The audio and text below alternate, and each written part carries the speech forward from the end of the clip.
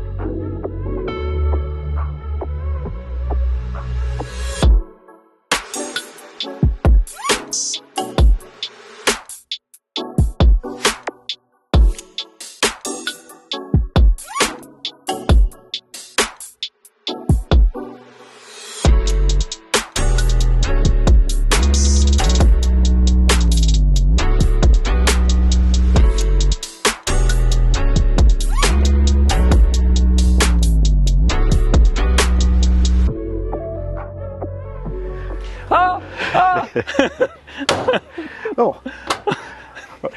Okay guys, so in our last Supra update video, you will remember that we talked about the bumper being completed and we were ready to get the car set up for paint. Yep. However, just after we aired that video, Craig actually posted a photo of the completed bumper on his IG account, and one of his followers, a follower from Chile who actually owns a replica done about 11 years ago with an authentic Bomex bumper on it, sent him a direct message video showing the bottom portion of the bumper that has the brake vent isn't quite right. If it hadn't been for that video, we would have never known, because we've only been relying on flat images, 2D. What we can get offline, what we can get from Craig in his magazines.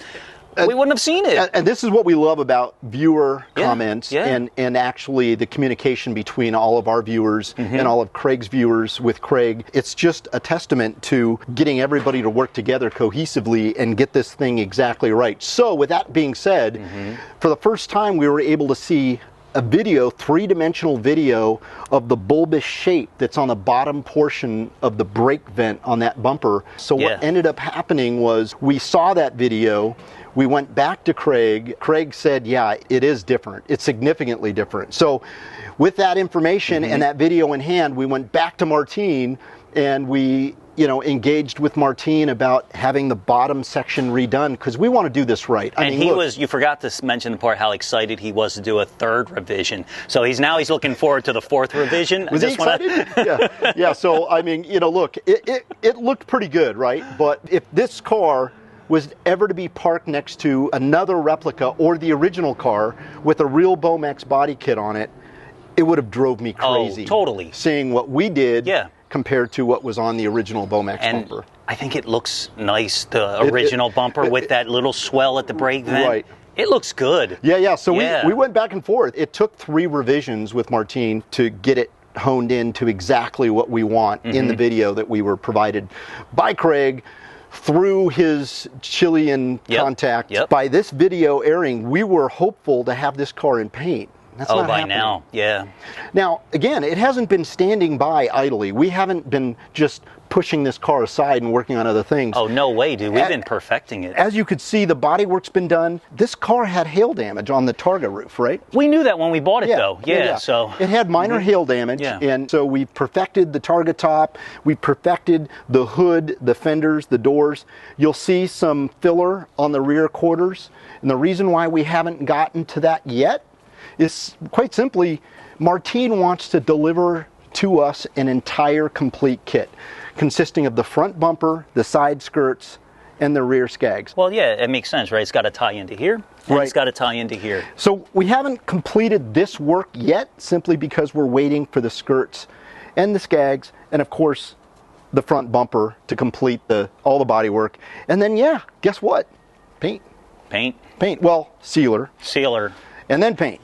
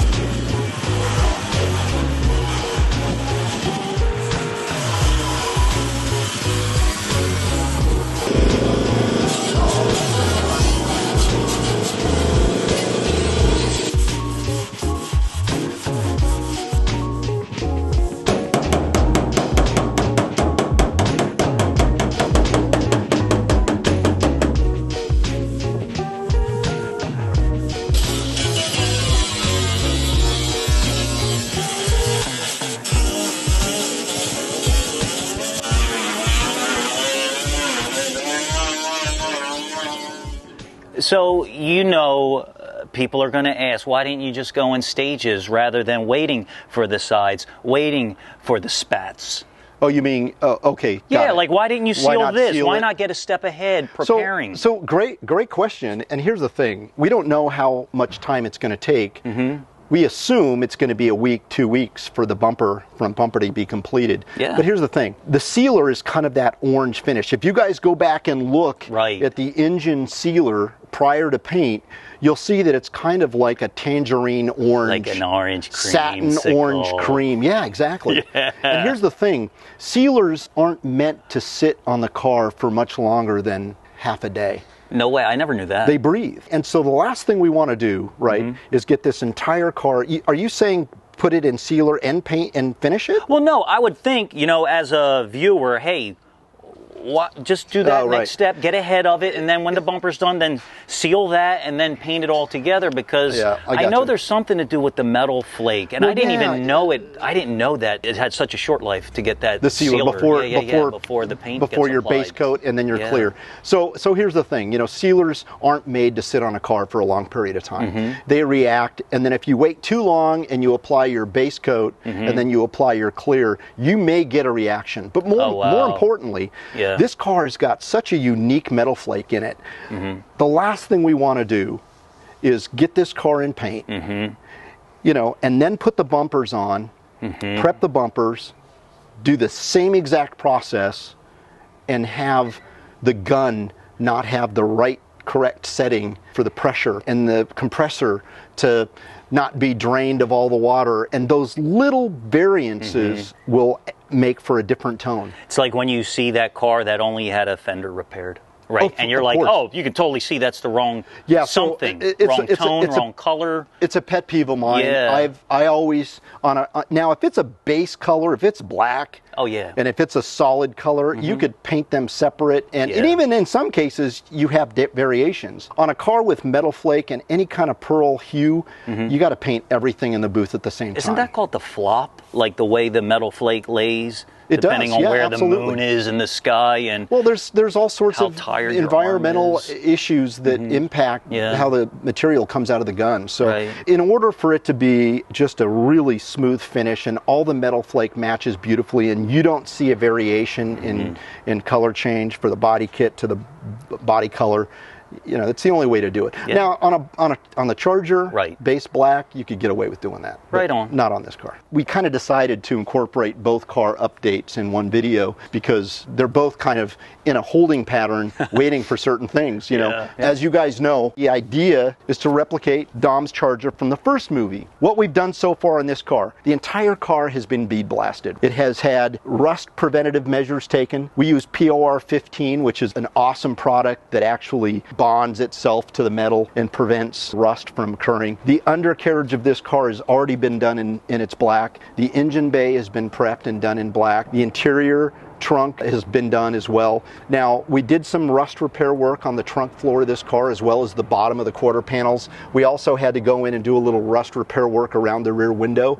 That's been done. We've been blocking it and focusing our efforts on getting this roof perfected. This was a vinyl top car, and it's not going to be a vinyl top car now. Is it true? I've heard that the vinyl top cars, or the cars that were best suited to get a vinyl top put on them, were the ones that came out of the production line with a wavy roof, or a... I think, well, no, there wasn't. There was a different level of preparation. You know, so, you know, they focused a lot more on the finish work. I thought it was like all the B-rated cars. Yeah, so they come to a fork in the production line. They come down a fork. They're like, oh, that one goes to Pick and Save. This one goes to the dollar store. No, the vinyl top cars missed a step in preparing for a vinyl top. That makes more sense. Yeah. The engine on the Charger is underway. We're probably a couple more weeks out. There were some delays on the crank for the Hemi motor that's getting built for it. It must be like all the cranks come from the same crank factory in one state, in one country. Because dude, we waited a year for the Hako. Stay tuned for a video on our Hako build. That is going to be insane. This is a Hako we've had for a long time, but we have a custom Rebello racing motor built. And poor guy Dave Rebello is just struggling, waiting for parts to show up. Like our Hako and like other car builds, we've got a delay now on the crank for this motor, but it's a couple weeks out. We should be seeing the engine come together soon in a future video for this Charger. It's going to be nice. It's going to be fantastic. You know, the Supra was relatively easy to build. Craig's going to kill me for saying that. The Supra got a lot of screen time, though, in comparison to this car. Well, actually, for sure. This Charger was built specifically for the studio and to be Dom's Charger. That's a big difference. It wasn't owned by someone. Yeah. This wasn't a car that the studio casted from some guy at a car show and said, hey, can we use your car and let's build some replicas of it so we could use those as stunt double cars. Unlike the Supra was casted because, you know, Craig was in the automotive scene and the car had seen a lot of shows, and you know the story. You could actually caught the eyes of people, and you could go to Craig Lieberman's channel and check out his video on how this car got casted. The reason why I bring it up is because we want to replicate the car used in the movie. Now, if you watch the movies, right, and the franchise consists of multiple versions. So you got, how many versions of this car did we find? 5 minutes later. And then at the end of Fast 4, after Dom gets indicted or brought up on charges and convicted, and he's on his way to spend the next... that like little interlude part. Right, scene. where he's going to prison. A few moments later. Basically, the crew consisting of Mia in the NSX and... Do you want ice cream? Alex is right there. Did he just buy ice cream? Do you have ice cream in your hands? So anyway, so in that scene where Letty's driving the NSX, what we see is, we believe, is the Charger. Wait, Mia's driving that. Mia is driving the NSX. NSX, okay. And then there's the two guys from South America. It was Paul that was driving the Charger. Right, so Brian was driving the Charger, and we assume it was the same Charger, but we went back and we grabbed stills, different license plates. You know, the Charger looked different. It had a kind of a weird looking grill. They blacked out the front bumper. There were some differences. It had a weird mesh covering over it. It's kind of cool because it kind of shows right earlier in the movie, hey, she was working on it. Maybe it was built by then. Maybe it is that car. But there's no mention of who was working on it in the time frame of the movie. You know, when you watch the movie, who worked on it? Yeah. Because it wasn't done. I mean, it still needed a lot of work. Santa's elves, brother? So that was the second time we saw the car. We're not replicating that car because I can't live with that grill. I can't live with that front end. I get it. We're replicating the car from the very first movie, and you know, there's some scenes that show when Dom talks to Brian through the windows in San Pedro, when they come to that light. The train, where they race, and the train's crossing Dom over. turns to Brian and says, when that light turns green, I'm going for it. So in that scene, you could see a little bit of the interior of this Charger, and it's got, instead of door panels, it has aluminum panels. It looks to be a brushed aluminum or a stainless roll cage, and I don't know if it's just sanded and painted, but it looks like it's aluminum, but I'm pretty sure it's a steel roll cage. Right. It's got the correct shifter that we're installing in our car. This car is too nice to put aluminum sheet metal on the rear, you know, speaker tray and the rear inner door panels. It's just too nice of a car to do that. We talked about it too much. You know, we want to make it a comfortable driver. We want that. You know, when we first started, in the very first introduction video, we talked about, I don't know, we're not way to see. We just want it to be super fast. And then we started thinking about it. And I don't want to burn up in this car. I want air conditioning, and I think we need power steering. So we're going to probably do an electric power steering unit, and we're going to do an electric AC unit. I don't think that takes anything away from the car at all. I think it just makes it better. It's going to make the interior nicer. It's going to make you more want to drive it to events. Yeah. Yeah. You know, and then we also talked about putting a fiberglass hood on it. And we started looking at fiberglass hoods, and God, we found one company. We found one, and you know, the results weren't super favorable. People were complaining the quality wasn't that great. And so we decided we're going to cut our original hood. Our hood's gorgeous, but we're going to cut it out to accommodate the blower. It'll be gorgeous with a hole in the middle. The jury's still out on cutting a perfectly virgin, beautiful hood. So you guys tell us, what do you think? Hood on, hood off? I mean, obviously we can't put the hood on without cutting it. So do we cut the hood or just leave the hood off? So I think we cut it. We're committed. We are. I mean, look how much we've put into it. Cut the hood, man. Like that fiberglass hood, we're gonna have to pin it here, pin it. We're gonna have to put 4 pins down. It's still gonna move around. It's a fiberglass hood, unless we spend how many hours reinforcing it. No, I agree. And it looks funny from underneath, and So, still, chime in, guys. I mean, what are your thoughts? Steel hood. Steel hood. Well, definitely steel hood. No fiberglass hood. But the question to you guys is, hood or no hood? Oh. Cut hood or no hood?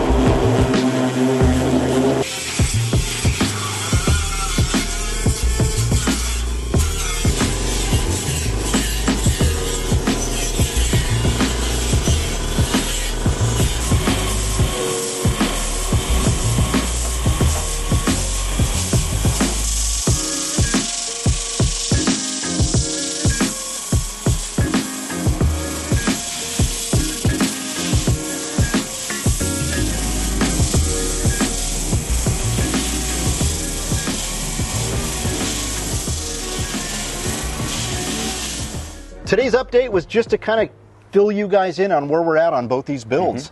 Have I missed anything?